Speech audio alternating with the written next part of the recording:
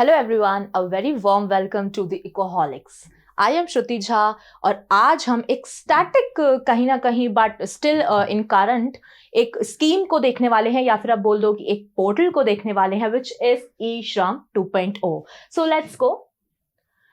देखिए, ये जो ई श्रम 2.0 है, this is the second version of e Shram, और इसका जो फर्स्ट वर्जन है वो 26 अगस्त 2021 को लॉन्च किया गया था।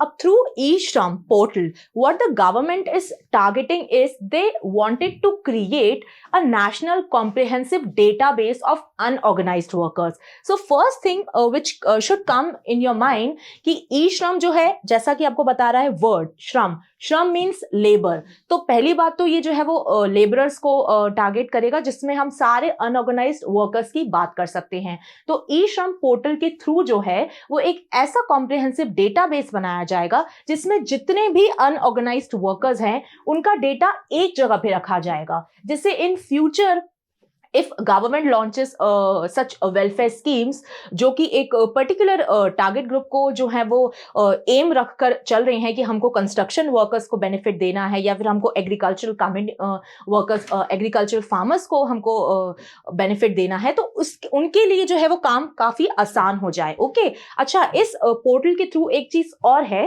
कि ई श्रम कार्ड्स जो है वो अनऑर्गेनाइज्ड वर्कर्स को बना के दिए जाएंगे, जो उस कार्ड में जो है वो बेसिकली उनका जो है वो आइडेंटिफिकेशन नंबर होगा। Okay, I think universal account number उसको हम बोलते हैं UAN, which will be of 12 digits. और ये जो कार्ड है उसमें उनकी सारी डिटेल्स होंगी, उनका नाम होगा, उनका एड्रेस होगा, एंड ऑल्सो ये जो कार्ड है, और इसमें जो पोर्टल में जब उनको रजिस्टर करना है तो वो आधार वेरिफिकेशन के बाद ही होगा। तो आधार वेरीफाइड आपको जो है वो होना बहुत ज्यादा जरूरी है।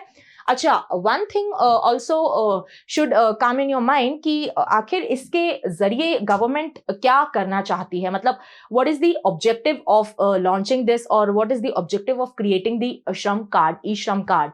तो देखिए, ये मैं आपको एक एग्जाम्पल के थ्रू समझाती हूँ कि जब कोई भी अनऑर्गेनाइज्ड वर्कर अगर बिहार से काम कर रहा है एंड सडनली उसको जो है वो दिल्ली में अच्छे वेजेस पे काम मिल रहा है, तो वो दिल्ली शिफ्ट हो जाएगा, क्योंकि अनऑर्गेनाइज्ड वर्कर्स जो होते हैं हमारे, वो कभी भी एक जगह से काम नहीं करते, they are migrating, okay, on the basis of what better wages they can get at other place, what better facilities they are getting. So on that basis they are constantly migrating from one place to another.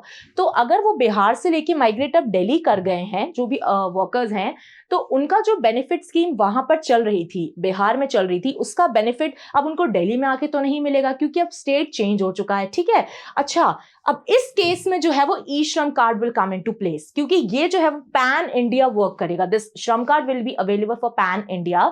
तो अगर आप कहीं भी India में travel कर रहे हो तो आपका जो ये कार्ड है वो हर जगह आपका जो है वो वेरीफाइड रहेगा और जो है वो काम आएगा आपके। ठीक है, तो आप किसी और स्टेट में जा रहे हो तो ऐसा नहीं है कि आपका स्कीम का जो बेनिफिट है वो कम हो जाएगा। सो चलिए, let's see. First is the introduction. ये मैंने आपको बताया कि this is the second version of the e Shram scheme. Okay, now अब इसमें फीचर्स क्या है? तो वेलफेयर स्कीम्स जो हैं, जो और भी नई नई वेलफेयर स्कीम्स हैं, जैसे पहले जो वेलफेयर स्कीम्स इसमें इंटीग्रेट करी गई थी, अब और around 12 welfare schemes more are added in this portal e Shram. Okay, अच्छा, अब इसके लिए कौन रिस्पॉन्सिबल है? तो the ministry of labour and employment. Okay, और ये मैंने आपको बताया कि अगस्त 26, 2021 को जो है वो ये पोर्टल जो है वो आया था। ओके, नाउ अब इसका एम क्या है? तो सबसे पहले आपको पता होना चाहिए कि इसमें जो एज ग्रुप डिफाइंड है वो है 16 to 59 ईयर्स। ओके, तो ये एज ग्रुप डिफाइंड है इसमें, एंड इसमें करना क्या है? तो the creation of a comprehensive national database of unorganised workers, right? Next, now about the e-shram portal, so universal account number they'll be getting UAN। यहाँ पे आप कार्ड देख सकते हो कि e-shram कार्ड जो है वो यहाँ ऐसा दिखता है, और जो भी अनऑर्गेनाइज्ड वर्कर्स जो हैं वो अपने आप को इस पोर्टल के थ्रू रजिस्टर करवाते हैं, they will certainly get this card, e-card।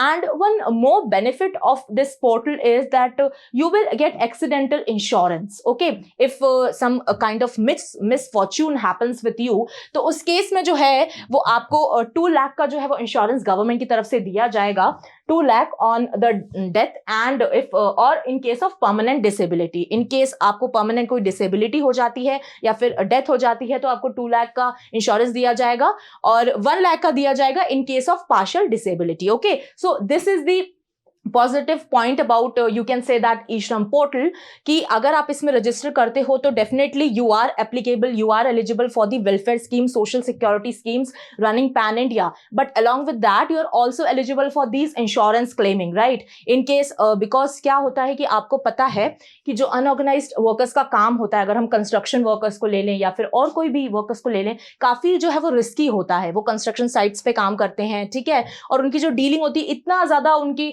Safety पे जो है वो इतना ध्यान नहीं दिया जाता. तो इन केस ये जो एक्सीडेंट्स होते हैं ये बहुत कॉमन होते हैं. Okay, so somewhere in that context this insurance is a pretty much good step, right.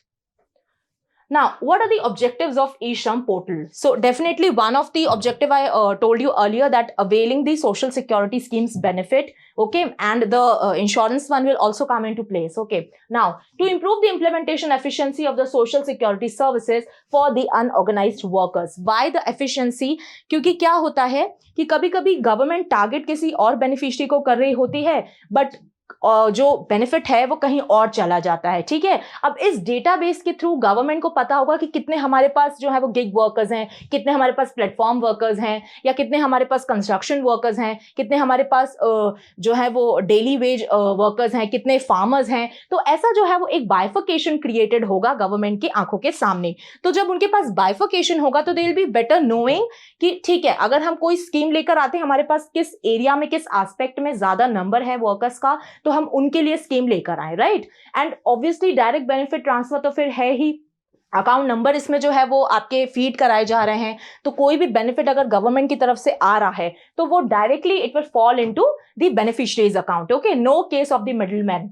Okay, integration of social security schemes meant for unorganized workers being and subsequently those run by the other ministries as well. Okay, now sharing of information in respect of registered unorganized workers with various stakeholders. और भी जितने stake holders है, जितनी ministries को अगर ये database चाहिए, उनको नीड है, तो उनके साथ भी जो है वो ये पूरा डेटाबेस को शेयर करी जाएगा. कौन कौन सी देख लीजिएगा आप, मिनिस्ट्रीज, डिपार्टमेंट ले लीजिए, बोर्ड्स ले लीजिए, एजेंसीज ले लीजिए, ऑर्गेनाइजेशंस ले लीजिए, सेंट्रल स्टेट गवर्नमेंट, अगर स्टेट गवर्नमेंट को भी इस डेटा की जरूरत है तो उनसे भी वो शेयर करा जाएगा. Okay, then providing a comprehensive database to central and state governments or tackling any national crisis like COVID-19 in future. We all know that during the pandemic of COVID-19, the main people who suffered actually were the daily veg workers, right. Migrants इतने सारे हो गए थे, जो हम जैसे photos देख रहे थे न्यूज़पेपर में कि लेबरर्स जो है वो यहाँ से वहाँ ट्रैवल कर रहे हैं और रेलवे स्टेशंस पे वो उनको ट्रेन नहीं मिल रही है, जो भी इतने बहुत ही अच्छे वो फोटोज नहीं थे. तो उसको देखते हुए अगर हम देखें ऐसा क्राइसिस जो है वो दोबारा क्रिएट ना हो, तो इसलिए ई-श्रम पोर्टल जो है वो उसमें एक पॉजिटिव स्टेप लेकर आएगा. ओके, देन नाउ अब यहाँ पे आप देख सकते हो what are the top 5 states in terms of the beneficiaries. अगर हम देखें तो ऑब्वियसली सबसे ज्यादा जो है वो यूपी, बिहार जो है, ये 2 स्टेट्स तो आते ही आते हैं. तो फर्स्ट जो है आपका यूपी हो जाएगा, सेकंड हो जाएगा Bihar, third one is west Bengal, fourth one is Madhya Pradesh and the fifth is Maharashtra, right.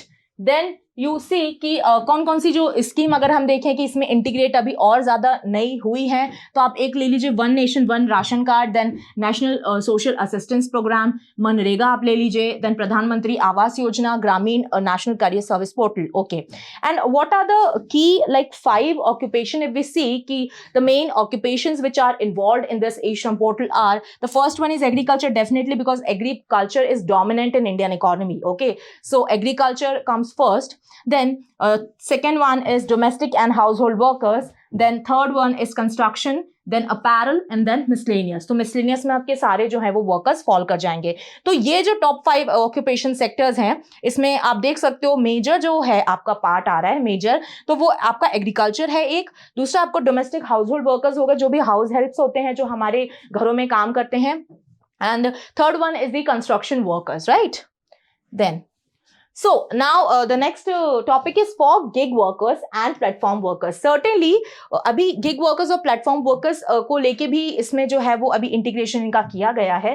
तो what are gig workers and what are platform workers? First of all तो this definition should be clear कि होते कौन हैं. तो देखिए जो gig workers होते हैं they are basically not full time but they are working part time. Okay, अब part time में वो कितने भी टाइम के लिए काम कर सकते हैं based on their capacity or their capability, whatever they feel for them.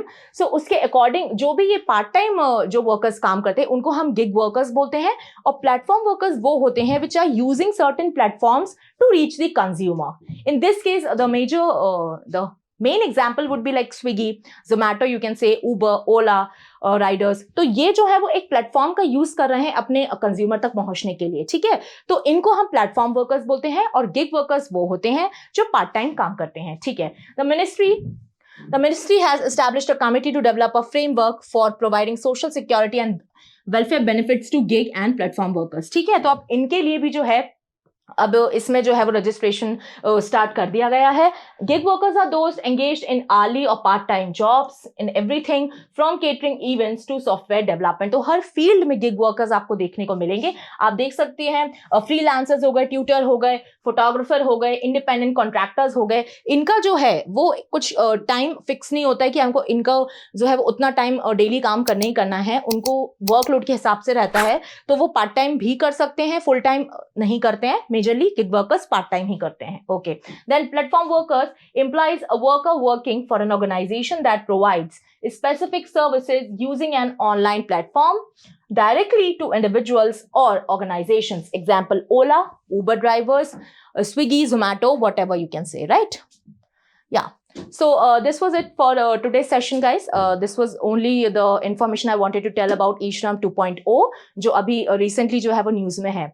अच्छा, आप एक और अच्छी चीज इसमें ये कर सकते हैं कि जो भी आपके आसपास सराउंडिंग्स में जो ऐसे लोग हैं जो अनऑर्गेनाइज्ड काम करते हैं, आपके घरों में भी हाउस हेल्प है, तो उनके लिए भी आप जो है आप उनको ये इन्फॉर्मेशन पहुंचाइए. अगर उनके ई श्रम कार्ड्स नहीं बने हुए हैं तो आप उनको ये इन्फॉर्मेशन दीजिए कि गवर्नमेंट जो है इस तरीके का पोर्टल रन करती है जिसमें आपको ई श्रम कार्ड्स जो है वो आप बनवा सकते हैं. ठीक है, एक छोटी सी मदद जो है वो एक छोटी सी हमारी ह्यूमैनिटी जो है वो डेफिनेटली किसी के काम आ सकती है, राइट?